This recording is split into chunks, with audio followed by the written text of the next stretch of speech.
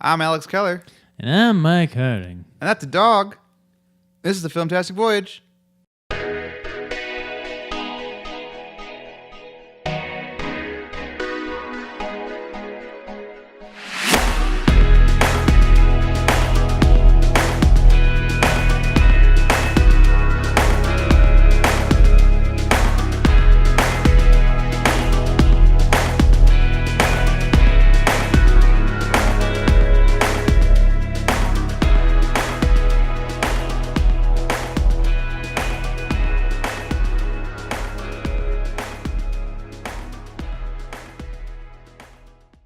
Hey everyone, it's the Filmtastic Voyage, your favorite podcast where two nondescript white guys talk about pop culture and movies and stuff.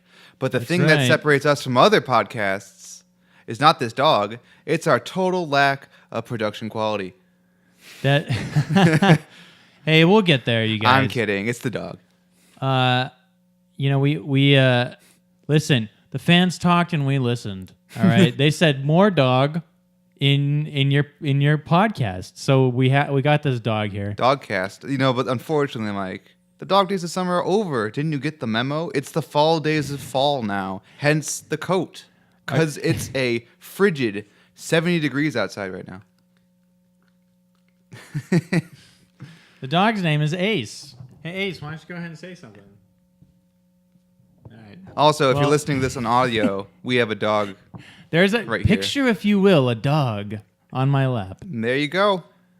Well, I can tell by his demeanor that maybe he's got busy movie. Listen, Ace is our new movie. He goes out and watches movies for us. So he's gonna go out and watch some movies. He's gonna report them back to us. Thanks, Ace, for being on the show. Also, if you're like audio listeners, if you really want to, now's the perfect time to look into the video podcast on your local YouTube network. That's right. Hey, for anybody that's on our SoundCloud, just keep in mind, you can watch, the dynamic duo here on Ace YouTube. the Bat Hound. And Ace the Bat Hound on YouTube. And we're not monetized. You don't have to worry about any bullshit commercials like that fucking Destiny commercial I keep seeing. Right now, I think we're at 7 subscriptions and 1 comment per episode. And let me give a shout out to our fun fan that leaves comments. We appreciate your comment. You're great. You are great. Hey, why don't you come on the show? We'll have you. So, anyways, Alex, what's new with you, man? Oh, nothing. Just hanging out. Got a haircut. Yeah, that's a really nice looking haircut you got there. But let's just talk about things that we can see, just to make the SoundCloud listeners really jealous. Look at this Seinfeld poster. It's just like, how could you get any more Seinfeld poster? And the answer is you can't. Here's the thing, everybody. Just hold your breath for 10 seconds because the lighting right now is just bonkers. So, Alex, why don't you go ahead and say something for 10 seconds? I'm going to fix the lighting. All right, I don't know what you're talking about. See, look again with the visual podcastery. Whoa. There we go. What was that thing I said about the low production quality? Well, it just got a smidge higher. Yeah, 10% tops. That's right. Well, okay, in all seriousness, everybody, enough pussyfooting around, all right? This is a Filmtastic Voyage. We talk about movies. We talk about movie news. We talk about video games. We talk about Star Wars. We talk about Batman. We talk about Marvel MCU. We talk about a lot of things that two white dudes tend to talk about. Basically, Here we are. So, Mike, love that Joker.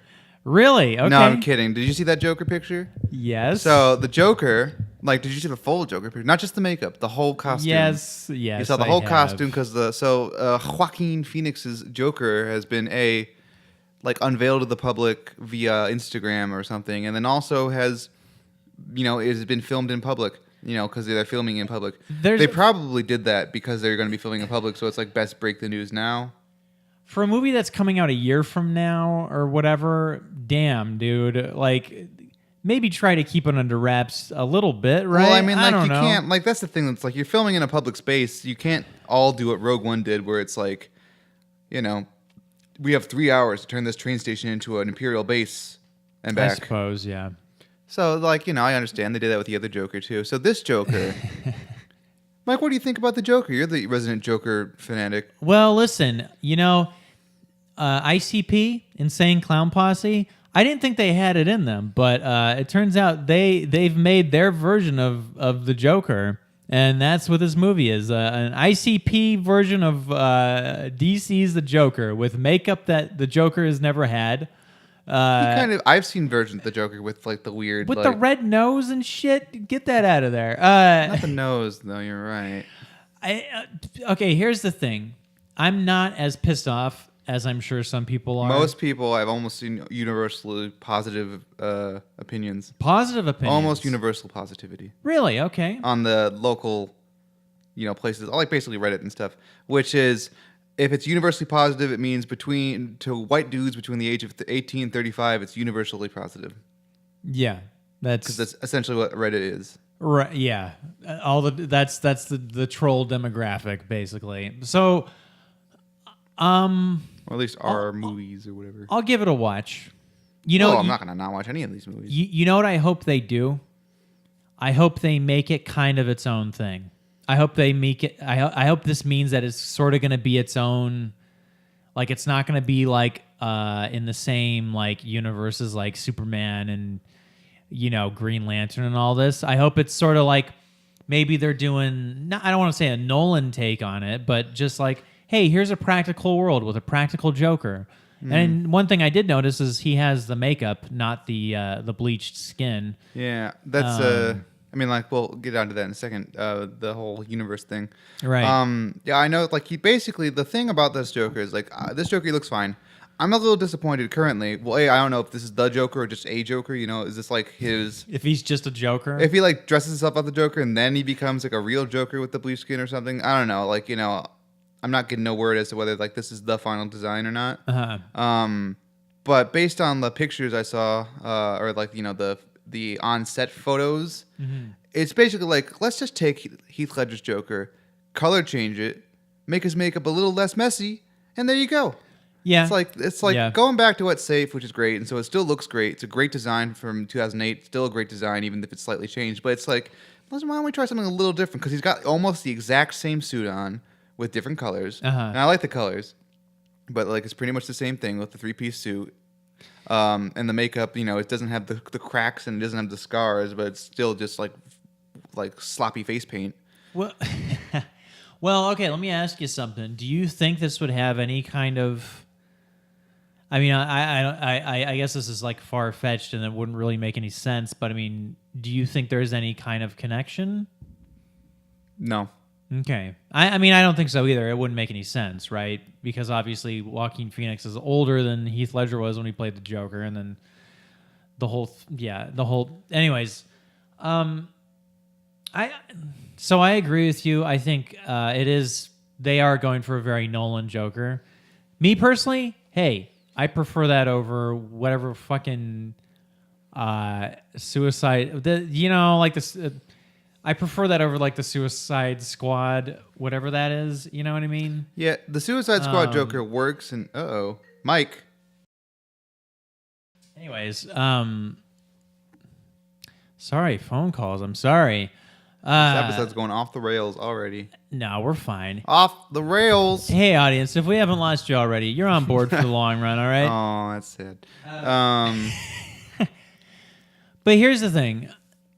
I think Suicide Squad Joker was a misstep. Subjectively, of course. I think the Suicide Squad Joker works. I mean, like, the idea of Suicide Squad Joker, I should say, works as a version of the Joker, but not as the main. If you're trying to make this whole interconnected universe thing that Warner Bros. Is or was trying to do, that's not the version you want to go with. You want a classic Joker. It's like, let's make a cool Fantastic Four. It's all like Cronenberg body horror. Cool idea. That'd be awesome. But, if like, don't make that like the MCU's version of the fucking Fantastic Four. Right. And also the standalone version didn't work out too high either, but mostly because it probably wasn't allowed to be as weird as they wanted it. Mm-hmm. Yeah. So I don't know. I surprisingly, it's like I feel like, okay, so a couple things, right? They sort of unrolled, they rolled out these things in a matter of a couple weeks, and the first thing we saw was, here's Joaquin Phoenix as the Joker, and it was like just Joaquin Phoenix, and it was like, well, what's this, you guys? I don't get it. And then they started showing pictures of him with the makeup. So when it was just him by himself, I was like, well, what are they doing here? And they gave him automatically. They're like, hey, this guy's name is Arthur, and he's going to be the Joker. And it's like, well, hey guys, you guys are breaking the cardinal rules right here. No, there's no cardinal rules with the origins of Joker. You could, there's like lists of different origins depending on different universes for who the Joker is. I suppose. I mean, it was a bummer in Batman '89. I felt. I mean, for like someone who's a fan, like let's say you're a fan of the Joker. I think if you were to walk into that Batman '89 movie, you'd be like, man, what the fuck? Well, yeah, there was like the Batman fans were all like, man, what the fuck? Same thing with like how Vicky Vale just shows up in the Batcave, and oh right, it's all stuff that was added. And the writer has apparently gotten shit for that. He's like, those were scenes added after I wrote the script. I did not write those scenes. Yeah. But you know, honestly, when they added in like the makeup and stuff, I just thought, you know what, there might be something to this. There might be something a little extra special to this. No, I'm not saying it's not cool. I'm looking forward to the movie. Probably the most of all the DC slate coming up. I actually kind of agree. But just based on aesthetics alone. But yeah, I just wish they would be more bold. Be more bold? Not bold, but like, you know, I'm jonesing for that classic Joker, man.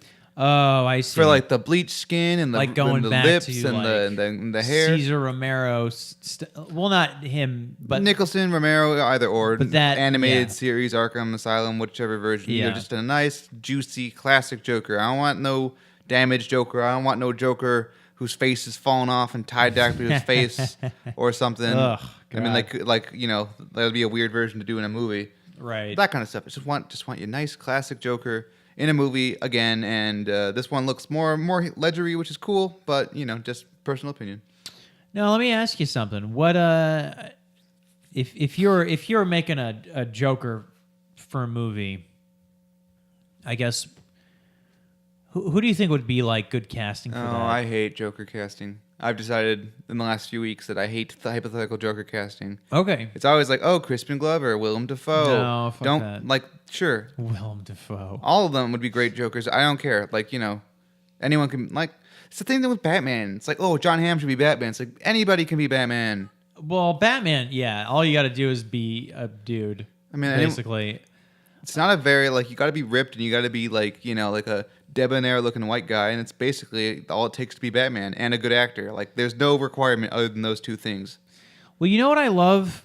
I mean, I'm just thinking of this now. I think the Joker, what makes Joker casting interesting, and what made Heath Ledger, I think, so interesting, is you take someone that you haven't seen in a movie be so unhinged, right? Like, you take someone that's like normally like their typecast is maybe just like a more normal-ish kind of person, maybe even a handsome person like Heath Ledger was, you know, handsome leading man kind of thing, right? Mm-hmm. And then you have him be the Joker and just completely unhinged, and it's like, damn, what an impact, right?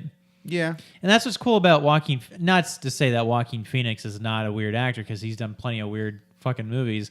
I mean, what was it? I'm Still Here. Mm-hmm. Yeah, that was nuts. Hey guys, if you want to see Joaquin Phoenix at his scariest, why not watch I'm Still Here? That's the documentary, right? Yeah. The mockumentary. That was fake. He made a movie recently with something similar. I forget the title, but he played like a hitman or something. That movie's supposed to be real good. Oh yeah. It's not called I'm Still Here though. It's like sounds like it though. I forget. He was in 2 movies recently that looked kind of interesting. There was the one where I think he's like paralyzed, or he's won't wheelchair get far on ridden. foot. Yeah, and then there's the other one you're talking about where he's a bearded dude and he's like doing something crazy. Yeah. I saw a clip from that movie and it looked really cool. He like sings a song with someone he just killed or like mortally wounded. Right. It's like, ooh.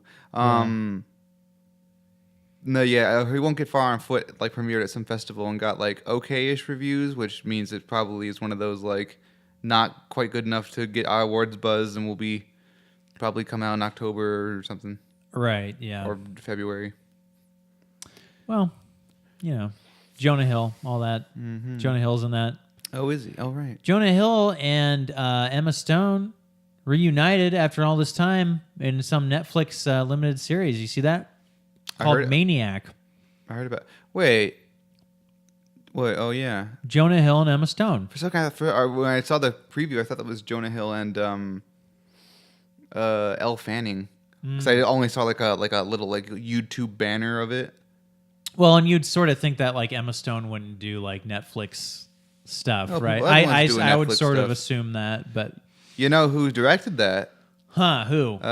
Cary Fukunaga, who directed. Is that his name? Oh shit! Who directed the True Detective season 1 and is directing Bond 25? What? Yeah. So why don't we talk about that, everybody? Hey, show of hands. Who out there has seen True Detective season 1? But yeah, True Detective season 1. Holy shit! What a great season! And then season 2 was just a complete. Season 2 was bad.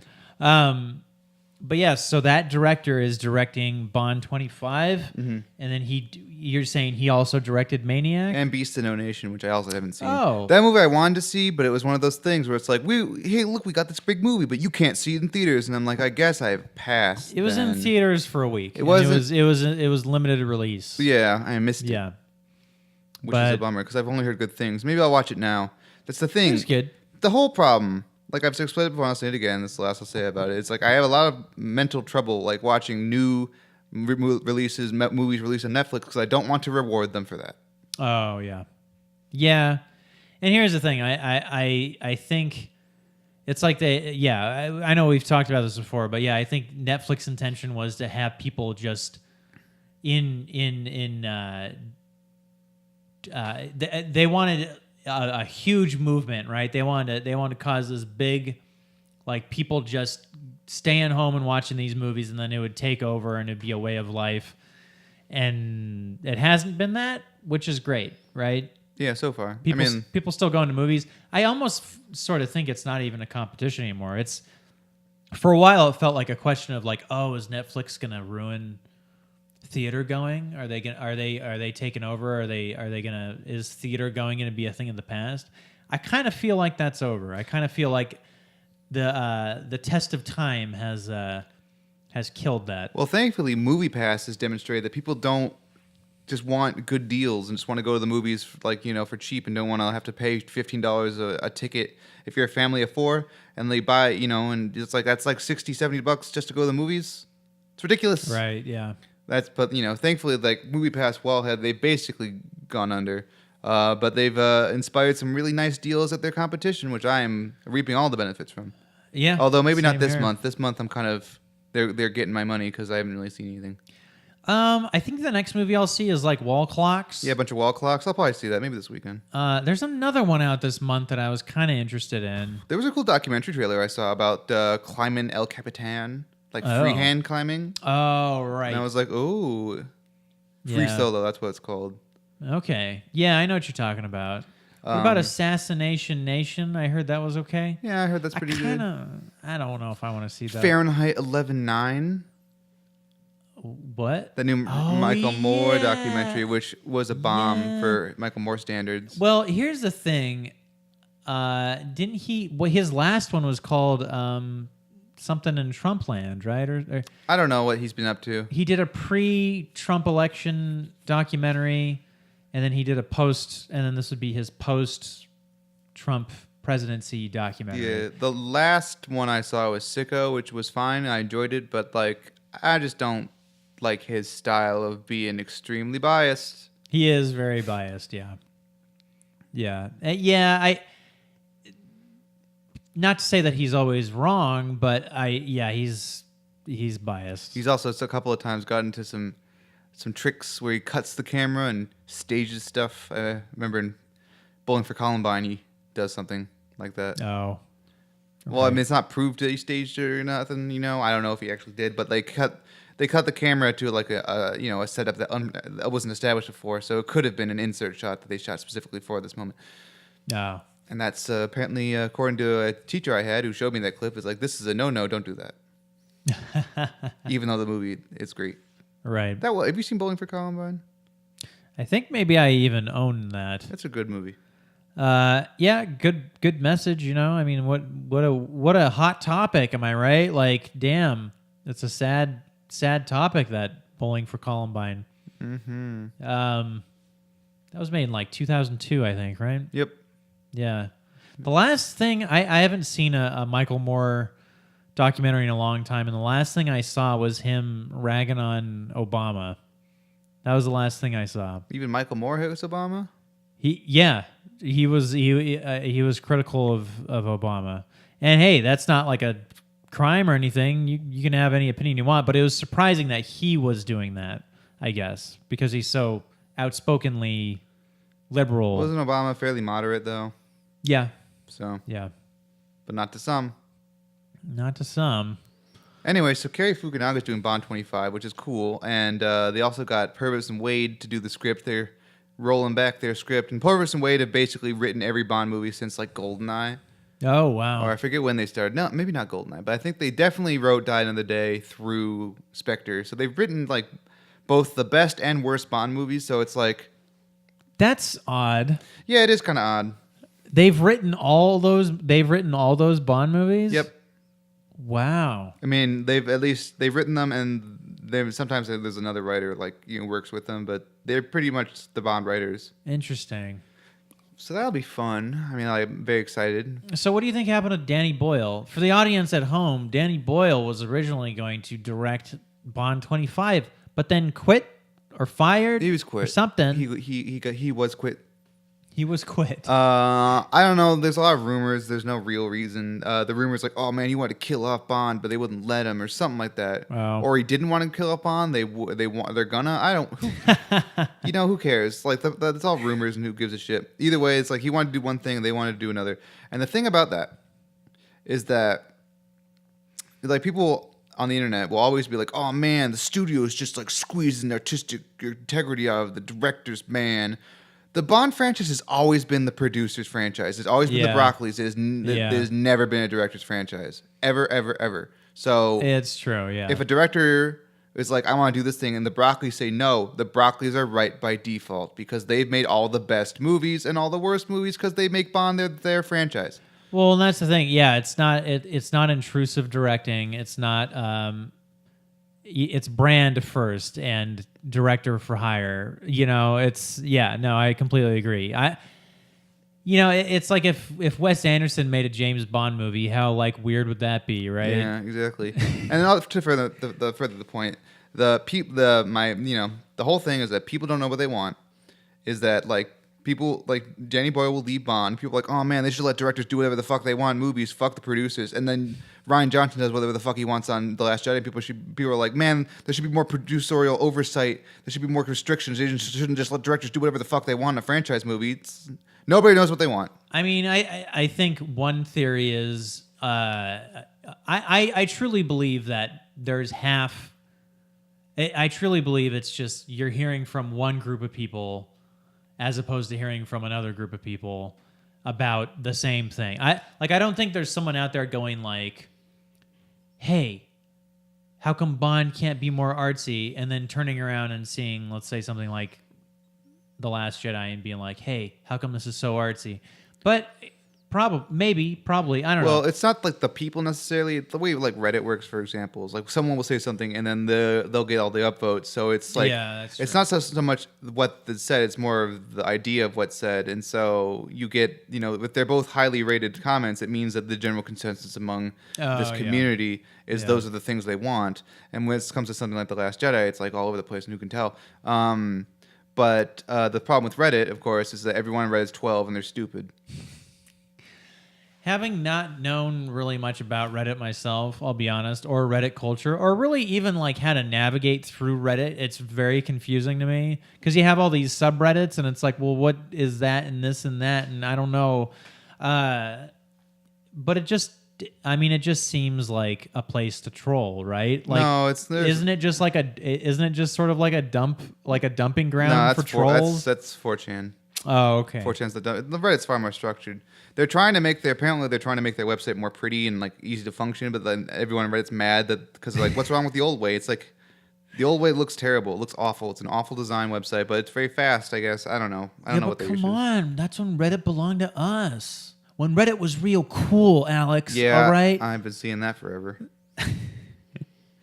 4chan, God. That's the worst. I have a friend that's a real, or at least he used to be a real 4chan guy. Real 4chan. And I remember 4chan whore. something about 4chan getting in trouble, and then he's like, yeah, then everybody just went to another website called 4clams, and then until something blew over, then they just went back to 4chan. Oh. Does 4clams sound familiar? I don't know. I went to 4chan for like 6 months in college because someone I knew was in like my ex was into 4chan. I'm like, all right, I'll be a part of this. And then and I didn't comment because I hate commenting, and I was like, these are the worst people. Well, okay, so then like between Reddit and 4chan, I know like Reddit, you're not going to get in any trouble going on Reddit, right? But like, is 4chan like weird, or is it more like deep webby or something? Like, no, what's the it's just more irreverent and racist. Oh, I see. But it is just basically the same kind of content, just like, oh, hey, I want to post this YouTube video for people to look at or something. Not really. It's more like a message. It's like a board where you just sort of make threads. It's like you just like post an image, and then you just say, hey, let's talk about this thing, and then it just becomes whatever. Okay. But like Reddit has like posts that you upvote and downvote, and so like Right. Reddit's posts are controlled by that, like, by the masses, whereas 4chan's just like, it's just a linear thread of people talking. Oh. So it's I different see. things, and I don't know, but one's really racist. The other one's only slightly racist. Yeah. I don't know. The internet, will be a true testament for racism going away is if you stop seeing racism on the internet, right? Because when you think about it, that's like dialogue that's like completely uninhibited, right? People can just go on the internet and say whatever they want. So, like, if we ever reach a time where people actually are civic-minded enough not to be racist, I think that's the true barometer, right? Never gonna happen, though. Is if you go on Reddit or you go on 4chan and you don't see any like racial slurs. Oh yeah, it's totally not going to happen because people suck and everybody is awful. But like, yeah, People love their little clubs, don't they? yeah. What are we talking about? We're talking about like a whole myriad. Oh yeah, like of so things. Danny Boyle was quit, and he took his writer with him, and that movie's now coming out in February, 2020, February, which is a bummer because 2019 was supposed to be the best movie year ever, and you ruined it. So, James Bond. February for a Bond movie. Yeah, it's a historic first. Seems kind of bad. Now, here's the thing, and thankfully Hollywood's finally realized, I mean, like, the studios, whatever, that there's no such thing as a bad month anymore. Right. Because start with the Lego movie, I think, and now you got fucking Black Panther come out in February making $1 billion. People don't give a fuck what month it is. Well, and that's the thing. It actually kind of highlights a bigger movie more when it's in a kiddie pool, right? Exactly, that too. Like, I mean, Black Panther came out in February, and like, I don't know what else even there was in February of 2018. I couldn't tell you. There's something, I'm sure. But like, yeah, like, this February and like January is starting to get a little there too, because there's always like, oh, you can't release a movie in January. January is a little bit of a dumping ground because there's such a huge push in Christmas that it's like a little exhausting to go into January and be like, well, now I got to watch all these movies, Oh yeah. So it is a little tricky there. I will grant that January is sort of a slow month, but like September, October, you can make money in September, October. Who cares? Right. September. Hey, some of the best movies I've seen are September Like movies. Predator. Oh, hey everybody, stay Or tuned The for Predator. our The Predator minisode coming out Friday, I think. Yeah, man. What a whatever. Tune in to find out. This January though, next January, got Hellboy. Oh yeah, Heck Boy. Heck Boy. How come lad. we haven't seen anything on this new Heck There Boy is movie? a panel at the New York Comic Con in October, like October 6th or something like that. Are they gonna finally unveil some shit? I'm gonna put some. I'm gonna put Jesus. money down. There's gonna be a trailer. Then Hopefully, honestly, it worries me a little bit that like it's not that far away. It's a January movie. I can imagine. It's like it's a Lionsgate movie. Therefore, it's cheap, and therefore it's. Oh, I see. But Well, like, hopefully not too cheap. Hellboy doesn't need to be that expensive, though. I think like Hellboy 2 is a little more over the top than Hellboy needs to be. For example, like budgetarily. I wholeheartly agree. The movie was decadent as fuck. You could do it for about. I mean, honestly, you could do it for about half the budget, but like you don't need the whole troll fair thing. You just need a couple of guys in cool makeup, and they're in like a castle or something. I mean, I think most of your budget just goes towards the actual Hellboy costume, probably. And right? like VFX and stuff. You want your VFX to look nice. Well, yeah. Yeah. And if it's a Lionsgate movie, it means that someone's going to get cut in half. That's the way that works. So, yeah, Lionsgate, it tends to be R-rated, right? Everything's R-rated. Yeah, more or less. That's sort of their brand. So we're going to get sort of like a darker Hellboy movie. I mean, Hellboy's like the comics are kind of dark as is. A lot of people getting stabbed. I mean, his name's Hellboy. That's macabre as fuck. I mean, right? yeah. Macabre And as fuck. Apparently they're doing the Blood Queen arc, which is more, less Nazis, more fairies again. Oh, is he going to have Mr. Wick? No, but if it's in a straight adaptation, it has a guy who's a pig. Ah, Hellboy okay. turned into a pig guy. Turned a guy into a Alright. pig, and he's out for revenge, and so he summons the Blood Queen. Wait, did you say Hellboy turns a guy into a pig? Yeah. Is that like a magic power? It's a whole thing. No, it's a thing. Where there was one of those like Irish things that like pretend to be babies, and the Hellboy like fed it to a giant pig monster, but the pig monster died, but the thing became the visage of the pig monster. Don't worry about it. Well, hey, it sounds like we may find out all those details. Oh, in and the also upcoming- Hellboy is related to King Arthur. I'm not even gonna try to unpack that. That doesn't make any sense to me. Just you just gotta read Hellboy, man. Yeah, I still don't know why he has that big arm. Why does he have that big arm? The right-handed doom. It's the key to the apocalypse. Oh yeah, that's true. Oh yeah, that was the whole thing. That's in the movie. It's That's right there for you. That's in the first movie. Yeah, but now people keep trying to cut it off. Not now, but in the comics, people are then like, well, if you're not going to use it, I'll use it. And they're trying to cut his arm off. Oh yeah. Mike Mignola. Mm-hmm. I remember being at a Comic-Con in, I believe, San Francisco, back when WonderCon was in San Francisco. WonderCon. And Mike Mignola was on a panel, and I was at that comic convention with some college classmates. And A couple of double C's. so Mike Mignola does this panel, and then he walks out, and then my friends are like, "Oh, we should try to say hi to him." And then it was like 10 minutes of awkwardly following Mike Mignola back to wherever he was going, but not like stopping to talk to him, just like trailing behind Mike Mignola.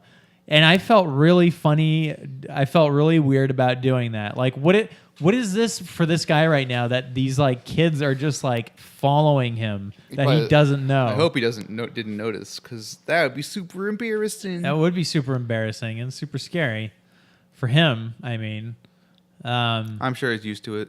But like at Comic-Cons, I'm sure he's used to the people like not stalking him, but being like, "Oh, I can't talk to Mike. No, I'll just follow around and bask in his fumes." here's the thing: at comic conventions, those big time artists are super stressed out. Mm-hmm. You can just tell that they're there because they want to make some money, sign some autographs, whatever. But otherwise, like they're just they don't want to like hang out. No, well, yeah. Why would anyone want to hang out with the fans with peons at a with comic serfs? convention? If you're a fan, we'd love to hang out with you. Let us know.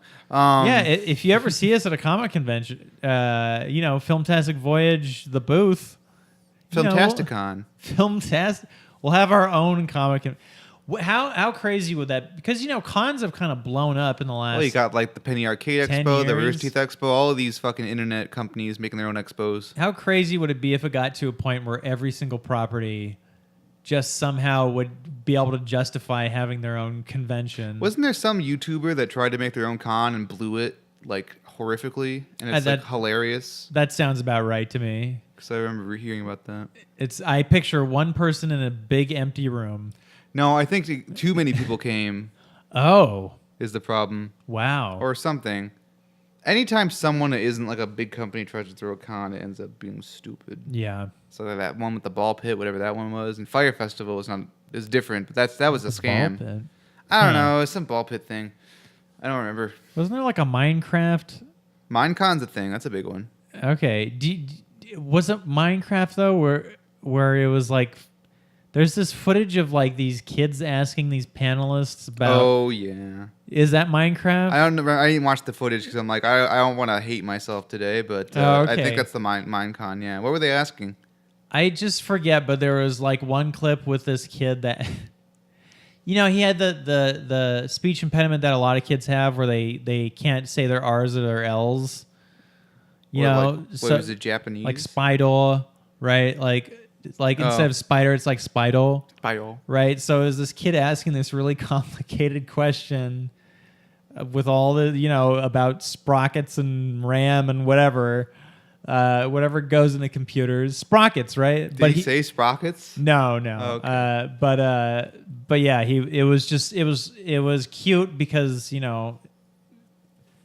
couldn't pronounce his R's and his L's. Anyways. Well, yeah, I remember hearing about all those things. Like that anytime there's a Warcraft or what's that, BlizzCon, if there's like a Warcraft BlizzCon. Q&A, I'm like not ever going to watch that because I can only imagine just the worst questions. Well, I can imagine maybe 3 questions that they get constantly.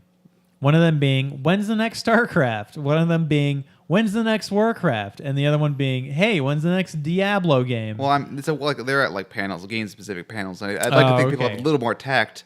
There's a famous one like 5 years ago where some kid was like, how come this character's in this thing where in the book he's dead or something? And they're like, oops. Fuck the book. And then they did something. And then the fun thing, though, Blizzard added that guy in as a character in the game as Royal Fact Checker. He's like in the Dwarven Cavalry or something. So I thought that was really fun. That was around this time I stopped playing, though, so I don't know what they've done since. On a separate note, I would love to be the 30-something-year-old man that goes into like an Overwatch panel and just be like, hey, when's StarCraft 3? Also, that kid was like 14, so right, he wasn't like 30-something, but still. No, what I mean is I would love to be the guy that goes into an Overwatch panel and just start asking them about vintage StarCraft shit. Just to show my age, right? Are you guys ever going to make Warcraft 4? What about the Lich King? I still don't know who the Lich King is. Really? Yeah, you've mentioned the Lich King. He's the king of all skeletons. Oh, okay. Not skeletons, they're like zombies. It's a thing, there's a magic sword, and the guy takes the sword and turns evil, and then he can control the undead, so whatever. It's like lich. The word lich. Yeah, that's fun. What is a lich? It's like a undead. Yeah? That's the vocabulary, that's the definition, lich? Yeah, I think. All right. Fairly certain. I'll have to use that in a situation one of these days. I mean, I don't know. Like it might refer to something specific, or like a banshee type thing, where it's like a specific folklore type monster. Oh, okay. But yeah. All right. Well, hey, listen. I just want to bring this up because I think it's a source of fun. It's maybe not movie related, but Alex and I and a few other people, we all went to the L.A. County Fair. How'd you like it, Alex? It was pretty fair. Yeah? I know we sort of separated there for a few hours. Well, I didn't want to pay money to go on all these rides. No, hey, that's perfectly understandable. I didn't know I was so afraid of a gondola. You know, the things that go Oh, up yeah, those above are always deceptive, aren't they? They go up above the crowd. And I got to a point where it's like, okay, this is like a good height. But then it just kept going up, and I'm like, what if there's an earthquake right now? Exactly. Like I've been on those on mountains like that aren't snowy, like on ski lifts on not snowy mountains. And even though you're still only like 30 feet above the ground, and if you fell, you'd fall into a bunch of bushes and probably be fine. So I was like, whoa, boy. Yeah, you feel it when you're up there. And it's just slow. So you're up there for like a long time, and you're like, man, this is just creeping by, and I'm like not really enjoying this. Did it cost tickets to go onto that? I think so. Oh. But we had the thing. Is it a ride or is it just a way to get across the park? I think it counts as a ride. Okay. But we had the thing. Well, I mean, while you guys were coupon. riding rides, I got a beer and sat on a patio for like an hour, and it was great. So It's pretty nice. It's a good way to spend a Saturday. It was a very great way to spend Saturday. I got Is a corn dog. Dude, those some corn funnel cake. dogs. Did you get the giant? No, I got like a real corn, like a normal human-sized corn dog. See, that's the one that I wanted, but then I ended up with the fucking $13 like. No, we found a place selling like $6 normal, good human-sized corn dogs. Human-sized corn dogs. But yeah, it was fun. Pomona. It was in Pomona. I Yeah, think? not anymore though. That's like inland, y'all, The Inland Empire, which is an awesome name and a great movie, and kind of a weird place, and kind of a weird movie. and kind of a weird. What's the movie? The David Lynch's Inland Empire. Boy, he really loves Southern California. Just slapping names. Mulholland Drive, Inland Empire. He just loves Eraserhead. Southern California. Dune. Eraserhead. Dune, yeah. Elephant Man. He was not the right pick for Dune. Most people aren't. Are you excited about Denis Villeneuve's Dune? Oh, if anybody can do it, he can. That's like just his pace. Because He's making 2 movies. I'm not gonna lie, Dune is slow as hell. It is a slow fucking movie. What? And who does slow movies really well? Denis Villeneuve. I think it's Villeneuve. Villeneuve. That's how I've heard it pronounced on like Director Roundtable or But something. he's made an art out of doing slow movies. And hey, Yeah, like that's not a knock on his directing. I'm just saying it's a slow roll. All Well, right. sometimes you can make a movie that's slow, but it's visually fast. Yeah. Like, most of his movies I would describe. Right. Even though there's not much happening, there's a lot of visual stuff happening. And that's the thing. Arrival, like you could probably tell the same story in 20 minutes with Arrival, right? But it's those moments where you breathe. Am I right? Yeah. You really want that phalange shooting that ink Yep. on the screen, and you really just want to eat that up. Well, it's not what necessarily what we're talking about. But Hayao Miyazaki describes the moment between beats, like between claps, as he calls it. As he calls it ma, which he like. If you notice, his movies are full of that kind of stuff. There's these little character moments that don't contribute anything to the story at large, but are just kind of nice. Oh yeah. And those I like movies that do that kind of stuff. This is going back to the guy that is directing Bond 25? No, that's Hayao Miyazaki. I said. Oh shit, Miyazaki. I'm sorry. You racist. Jeez. No. Yes, Miyazaki films are great that way. Sorry. Well, shit. Anyways, speaking of the Joker, so I'm wrapping this all the way back because I wanted to say there's the rumor that it's going to like kick off this new side sort of universe, like it's not part of the main continuity, a DC Black Label, if you will. I'm sorry. Are you saying that this is what is happening or something? That's the rumor right now, that they're going to announce it or something, or I don't know. Jeez, I really hope not. But Well, okay. I don't the whole problem is they're shared universe stuff so brittle as is, so they might as well just make one-offs and hope it sticks. That's what I mean. Just make one-offs. But I don't want. Are you saying that there's going to be a shared dark universe? I don't know. Maybe. Because they shouldn't do that. I don't know. Maybe Fuck Swamp Thing will show up. It's like they're basic. Like they failed at putting the carriage before the horse. So if they go ahead and do this, they're just basically putting the carriage before the horse again. And I think maybe that's a bad idea. Oh, I don't know what they're doing. All I know is that in the DC Comics Black Label, Batman shows his dick. All right, yeah. Hey, everybody! For people that don't know, this last week, Yep. there was a Batman. There was a Batman comic issue where you see Batman's dick. You see Batman's dick, and I remember my brother out of the blue one day Facebooked me and he's like, "Hey, guess what DC just did?" I'm like, "What?" And he's like, "They showed Bruce Wayne's penis in a comic." And I'm like, "You talking about Batman's dick?" And then he sent me the picture, and it basically is just rim lighting around like the tip, and then like the. You don't need to describe it. Well, I mean, for the folks It's at home, it's the suggestion of penis. yeah, basically. And I didn't read the dialogue, but I I just saw a dialogue bubble next to it saying like bullshit or something like he's complaining about something, and then it just shows his dick. Whatever. I don't know. It's part of their new sort of R-rated series, which I'm fine with. You know, you gotta. Sometimes it's cool to have labels where you can just do whatever the hell you want. So that's not like in the main line of Batman? No, it's okay. So like little Timmy's not gonna open up his first Batman It's like 18 comic. plus 18 plus only comics that they're trying to make. They announced their whole slate of artists and stuff. Oh, okay. Oh, so it's like a whole line? Yeah, this is the first of a new line. Oh, don't you? It's fine. I mean, listen, I'm okay with Batman's dick. It's not necessarily nudity. Right. It could be like Wonder Woman snapping necks or something. I don't know what's going on. And that's fine. I just hope... Listen, the only thing I hope they don't do, which they have sort of done a couple times, is they get a little bit like weirdly like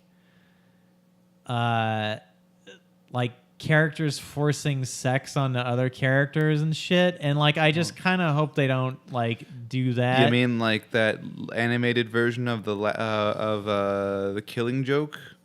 Right. There was that. There was well, no, that was just them having sex, right? No, it's still like, where's this coming from kind of thing, you know? But then there was, I heard there was some animated movie where it's like Harley Quinn teams up with Batman and Batman and Nightwing, and then like Harley Quinn sort of like forces it on Nightwing or something. I don't know, whatever. And then I remember there was a comic where Catwoman forces it on Nightwing also.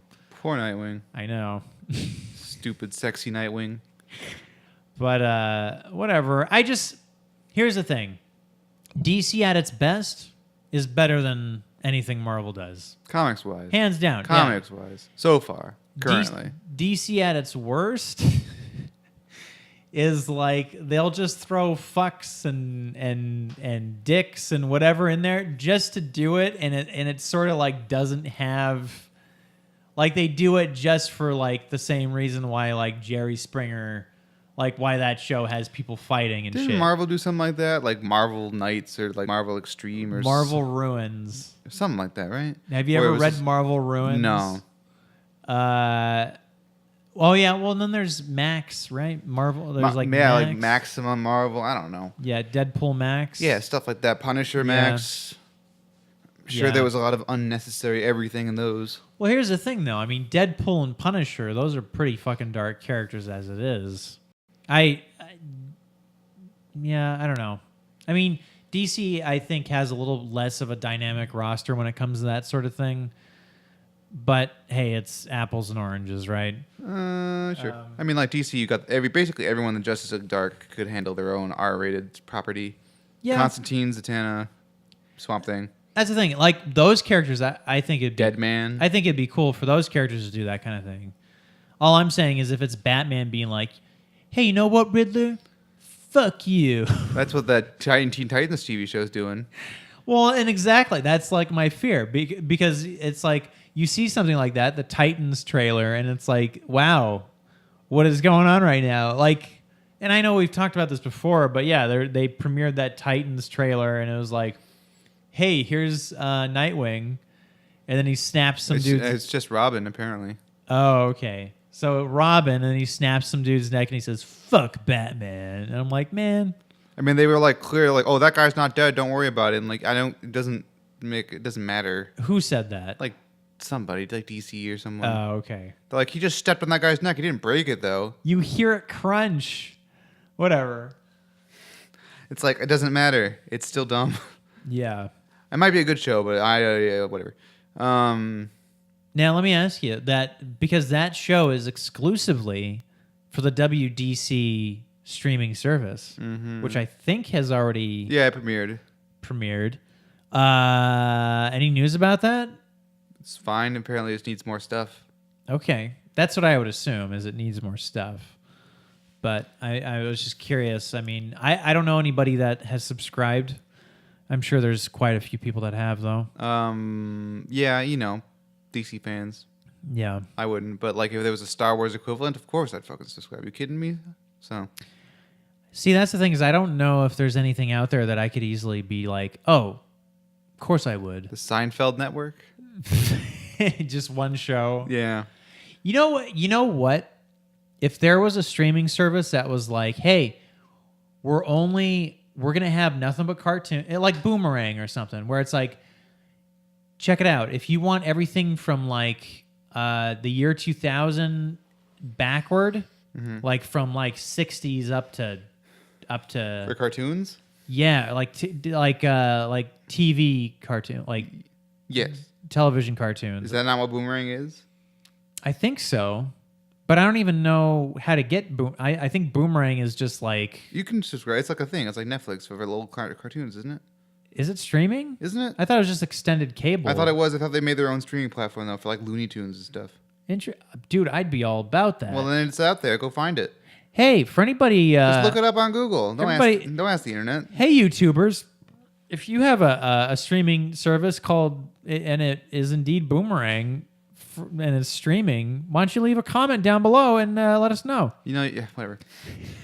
So you can just look it up right now and you don't have to wait. I mean, shit, that's crazy. I mean, there's been like over 1,000 Looney Tunes shorts. You could sit there and spend like 5 years just sitting there watching through like all these Looney Tunes shorts. Mike, what's your favorite Looney Tune? Like character? Either character or scenario. Oh man, okay, that's a great question. I want you to answer that too. Hands down, no contest. Daffy Duck. Oh, Holy shit!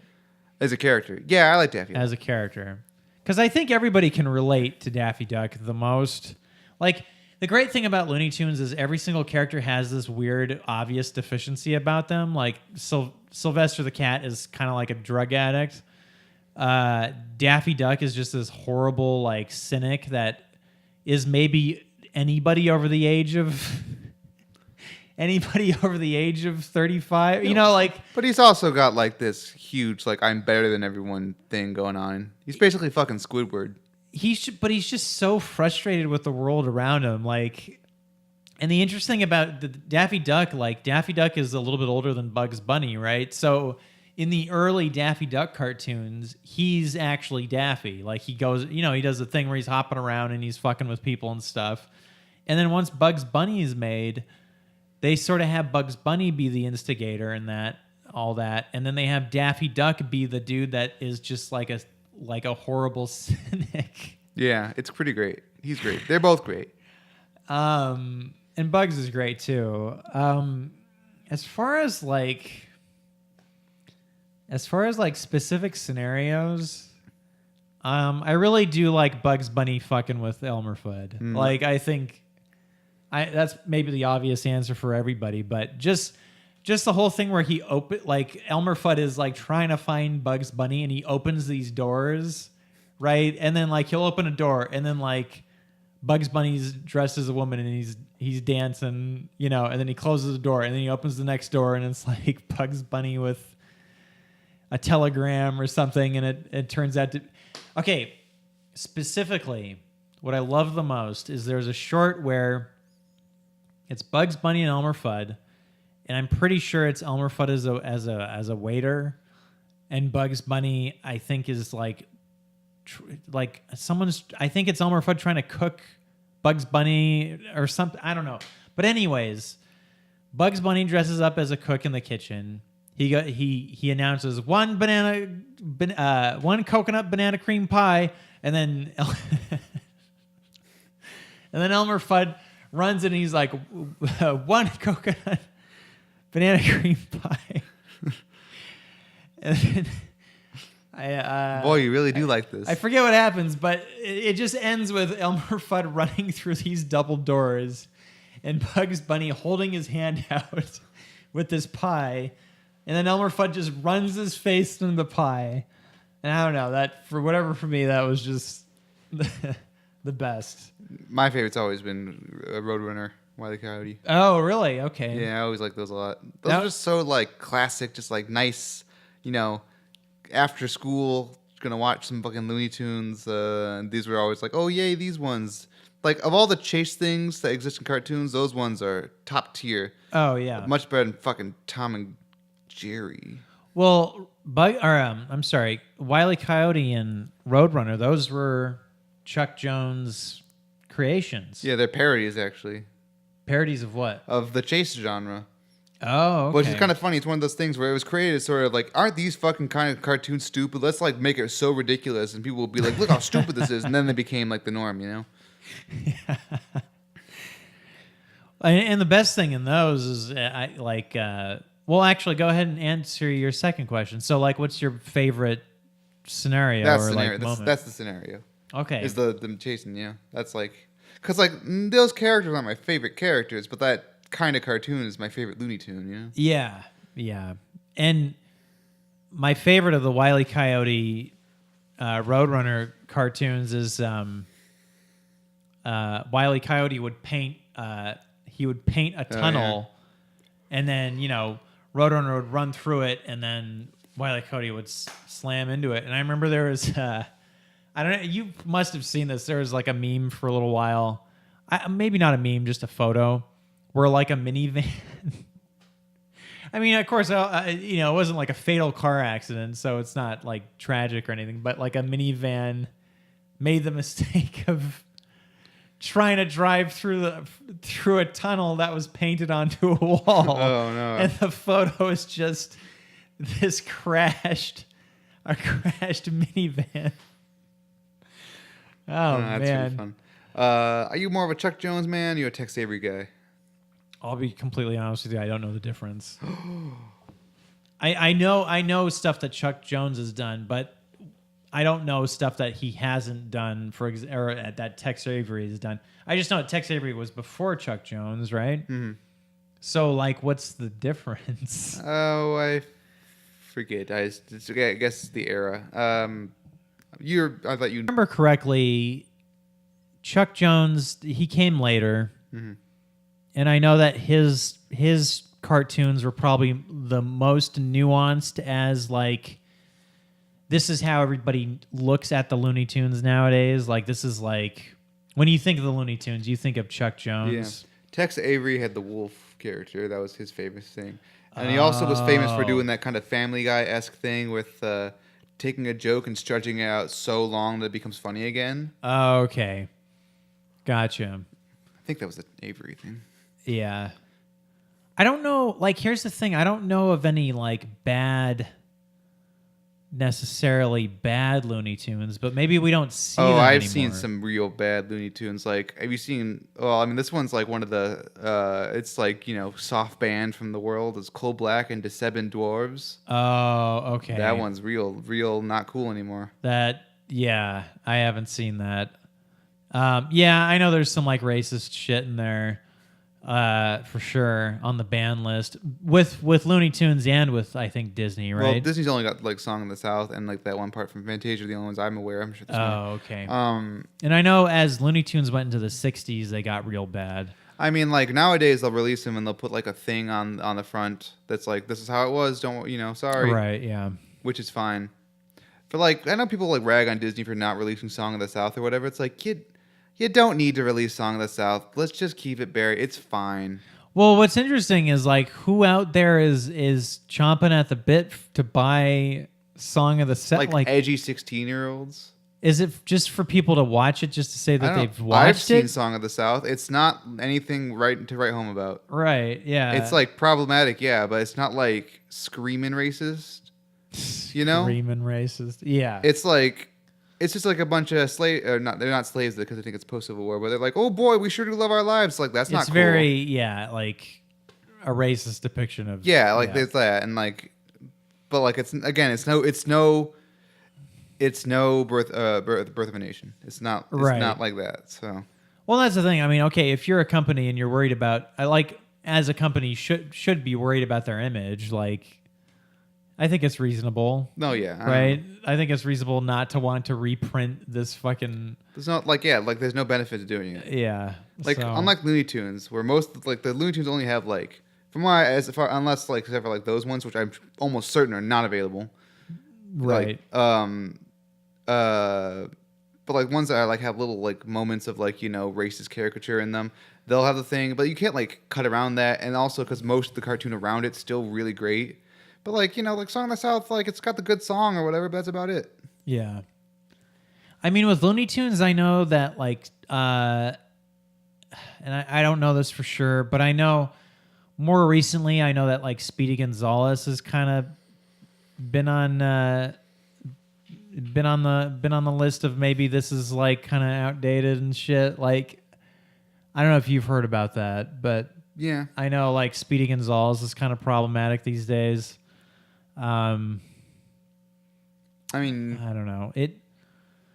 These were made in the 30s and 40s, and boy, were things different back then. it's easy to fix Speedy Gonzalez. Just make him less, caricaturistic. Of a caricature, yeah. And there you go. Yeah. Get like, somewhat like, well, I mean, like if it would be a movie, it'd be like George Lopez or someone to voice him. And there you go. Right. Now they're making new Looney Tunes. They're making like a shit ton They're making right now. fucking Space Jam 2. Well, they're making that Space Jam 2. right. So Produced by Ryan Coogler. for anybody who doesn't know, we've recently gotten some official news on the long rumored Space Jam 2. Long in development. It's not really rumor. It's been like in kind of, I wouldn't call it active Development hell. Yeah, like that. So it's being executively produced regular produced by I Ryan, just heard regular produced. by famous director of Creed, Fruitvale Station, and Black Panther, Ryan Coogler. Mm-hmm. And directed by somebody. I don't know who. I forget the guy. He's more, I think he's like an indie director. I forget his name. I mean, I don't even know who directed the first Space Jam. Probably nobody. I remember you had a good theory where the Space Jam kids, because this one stars LeBron James, Right? Yeah. But like all the cartoons are gonna be like, oh man, we got to get Michael Jordan back, and then they find Michael B. Jordan. Oh, right. And it's gonna be a funny thing. Because here's the thing: Michael B. Jordan has been in every Ryan Coogler movie, so it would serve to have him in a Ryan Coogler produced movie. Yeah, and also right? it'd be a funny gig. And it'd be a funny get. I mean, you have Michael B. Jordan and you have Michael Jordan. They can't get Michael Jordan because he's off in the real world being a jerk, because apparently Michael Jordan is a jerk in real life. I wonder, do you think Michael Jordan will actually, I mean, I wonder if he'll show up to do this, to have a cameo in the sequel. There would be nothing. Listen, okay. Here's the premise of Space Jam 2. All right. You have LeBron James, right? Because he's the star. He's been recruited because whatever bullshit Danny DeVito's back. Monstars come back or whatever bullshit, right? But then it's established early on in the movie. Listen, Michael Jordan never went home. Michael Jordan never actually went home, you guys. He no one has been able to find Michael Jordan for like 30 years. Oh, it's fucking like The Force Awakens, but with Michael Jordan. It's like The Force Awakens. Michael Jordan has vanished. He and in this movie we catch up with him in an ice cave or whatever. Well, that's more like Star Trek now, right? Yeah. Same thing. But they catch up with an elderly Michael Jordan, and he's like, "Listen, I can't play for you anymore." And then LeBron James is like, "Well, we need your namesake to carry us through, all right? The Monstars aren't going to back down unless they know that Michael Jordan is on the team." You know, the only problem with Space Jam currently is that, well, maybe they'll do something different, but it's like, I've already seen cartoons play basketball. I want to see cartoons play other sports. Yeah, I agree. I want to see cartoons play football. I want to see cartoons play tennis. Well, and here's the thing. Basketball it was hot in the 90s. Basketball was hot in the 90s. I mean, it's still hot, but it's not as hot. Right? What's the hot sport now? I don't even know. I mean, like, not baseball. Everything's hot to someone. MMA, yeah, MMA. It would be like fight. It would be like mixed martial arts fighting. I would fucking love Looney Tunes to do MMA. They kill each other. They'd all kill each other. And that's the thing. You could do all those really violent gags, right? You could have them beating the shit out of each other. Oh man. No, well, they have to be beating the shit out of like live action people, so they're dropping anvils on people and crushing their heads. They could have the whole thing where you know how the Monstars went to the basketball game and they stole the talent from the basketball players and then they sucked at basketball. Mm-hmm. You could do the same thing with 5 fighters where they suck the talent out of these 5 fighters and then the 5 fighters go back to try to fight and then they're all like limp. They're just sitting there taking punches and it's just the most violent thing. Yeah, I love the that. most violent sequence in the world where this guy's like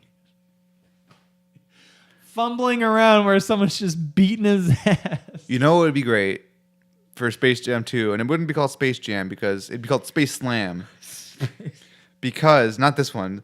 You got, instead of LeBron James, you got Dwayne "The Rock" Johnson. Oh. And all the cartoons are taking powers from real wrestlers. You got, like, you know, I don't know who's hot these days, but, like, the only people I know are, like, Stone Cold Steve Austin, The Undertaker, and you take those guys, and Sting, and, like... yeah. You know, Bugs Bunny has got, like, fucking makeup on and stuff. Listen, that movie would legitimately be a really fun-ass movie. I love that movie, Spaceland. No one knows theater more than pro wrestling. That's a movie that writes itself. Okay, here's the thing: the NWO has been gone for 20-something years. They're in an ice cave somewhere. They're in an ice cave. Hollywood Hogan, all right, and whoever else.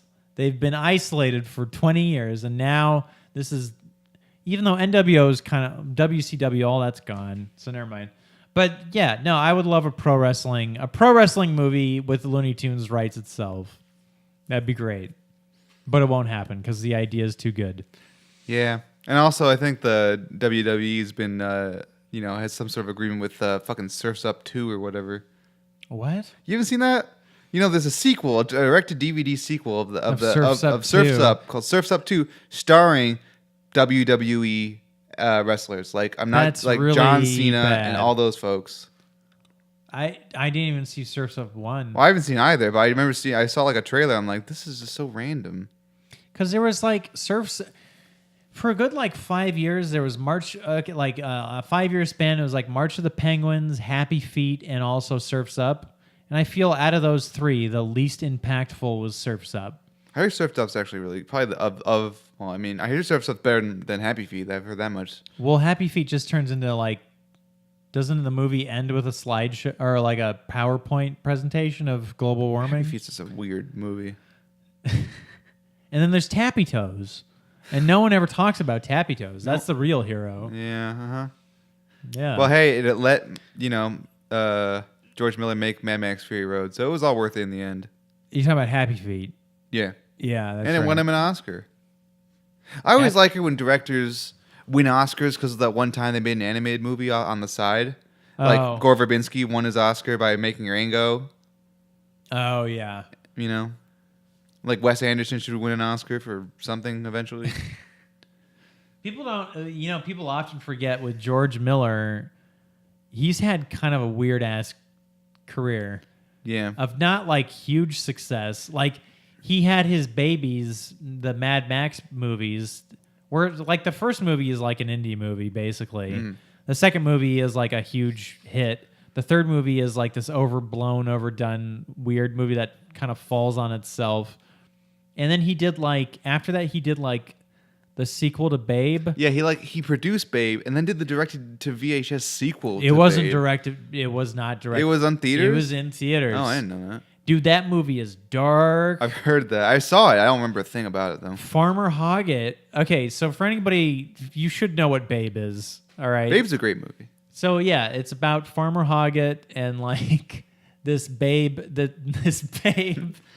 Hey, this Babe over here. This pig that talks to other animals and politely asks them to do things so then Babe doesn't get killed because it can herd sheep and shit. Yeah, it's great. Anyways. It's a wonderful film. It's a really charming first movie. And then the second movie... Pig in the City. Babe, Pig in the Big City is directed by George Miller and I'm assuming written by him too. And the first thing that happens is Farmer Hoggett gets horribly injured in this cartoonily violent sequence where he's like falling down wells and like and getting hit on the head and all this shit. So he ends up bedridden with casts on. And then for some reason, Babe has to go into the big city and to get medicine or something. But then like he goes into the big city and it's a city that's a combination of every city. So there's like the Eiffel Tower and then like New York City imagery and all this other stuff. And it's like a really kind of violent. I don't remember anything else in the movie, but I just remember it was kind of violent and not for kids. Weird. And then the next thing I hear is he does Happy Feet. Well, he was about to make Fury Road, and then 9/11 happened. Like the U.S. dollar plummeted, and he's like, "Well, fuck. Now I can't afford this movie anymore. God damn it!" But that let him write that movie over the next 10 years, which is why that movie's perfect. Right.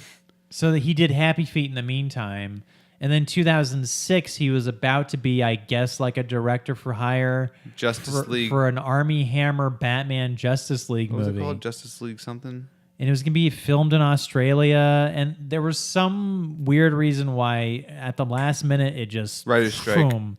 Oh, the writer's strike. Okay. Yeah, and the costumes all look terrible. Yeah. And then Fury Road. And then everybody's like, oh, man, he's back on that Mad Max train. He's going to do another... I bet he's going to do another Mad Max movie. And then nothing. Warner Brothers has given him the strong arm.